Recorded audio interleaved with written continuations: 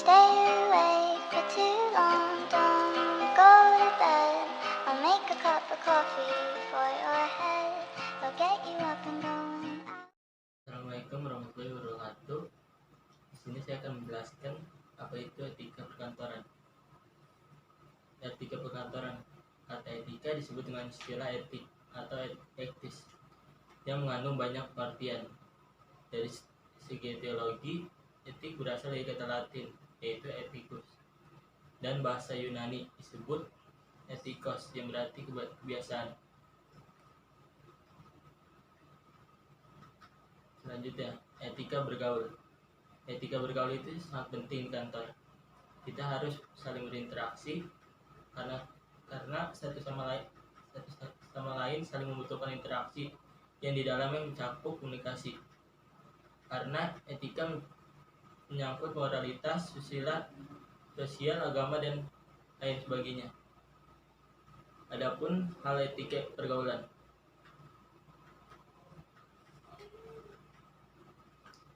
Bersikap sopan santun dan ramah, penuh perhatian terhadap orang lain, mampu menjaga perasaan orang lain, berusaha untuk saling membantu bila melihat teman kerja membutuhkan bantuan, mampu mengendalikan emosi. Etika berpakaian. Penampilan yang baik tercipta dari berpakaian kita sehari-hari. Walaupun di dalam kantor, hampir semua karyawan memakai seragam masing-masing yang telah ditentukan, dan sebagai karyawan di kantor tetap harus menjaga citra diri di bawah perusahaan sebagai image terhadap orang lain. Bagaimana sih cara etika berpakaian di kantor? Yaitu gunakan pakaian dengan ukuran yang pas, yaitu seperti ini. Biasakan berpakaian rapi dan tidak kedodoran. Jangan merubah model pakaian. Selanjutnya, etika berbicara. Dalam berbicara, gunakan bahasa dengan ucapan yang jelas dan gampang dimengerti, serta menjaga batasan-batasan yang mencerminkan tidak menimbulkan pembicaraan yang asal saja.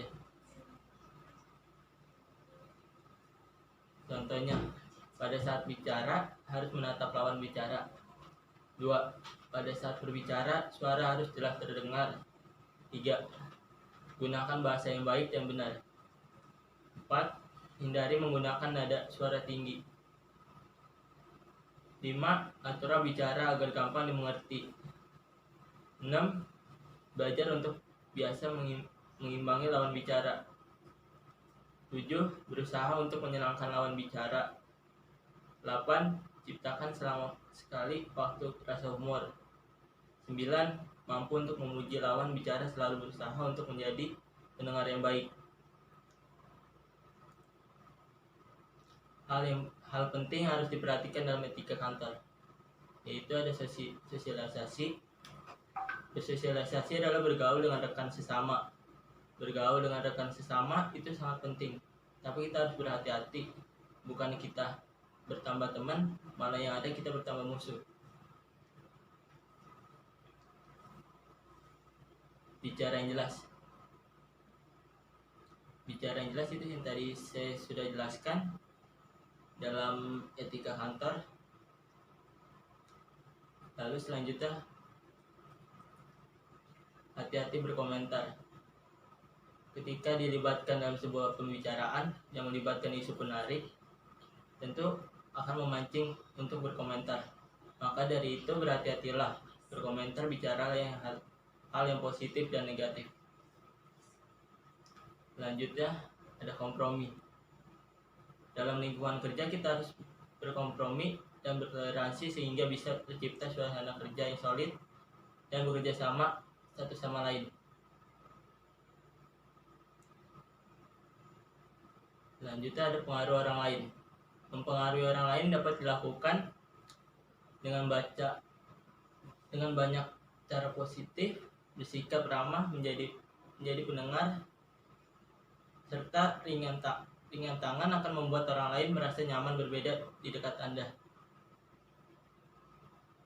Selanjutnya ada hadapi masalah.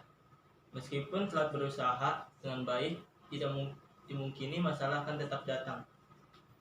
Namun lari dari masalah bukanlah sikap yang bijak. Hadapi masalah tersebut dengan kepala dan hati yang senang. Selanjutnya, tidak mungkin terpancing.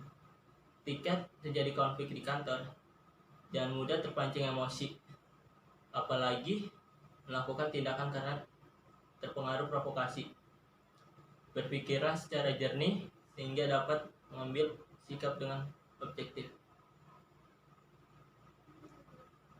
Jangan takut perubahan. Orang yang anti perubahan hanyalah orang kaku. Jika tidak mampu menerima perubahan, maka karyawan tersebut tidak akan pernah bisa maju. Oleh karena itu, jika dirimu tidak ingin merubah perubahan, maka kamu selalu tetap stuck di situ-situ saja, tidak berubah. Lepaskan ego. Bekerja dalam sebuah perusahaan apapun berarti siap untuk menjadi pemain tim. Untuk menjadi pemain tim yang baik, karyawan harus melepaskan ego sehingga dapat menjalin kerjasama yang solid.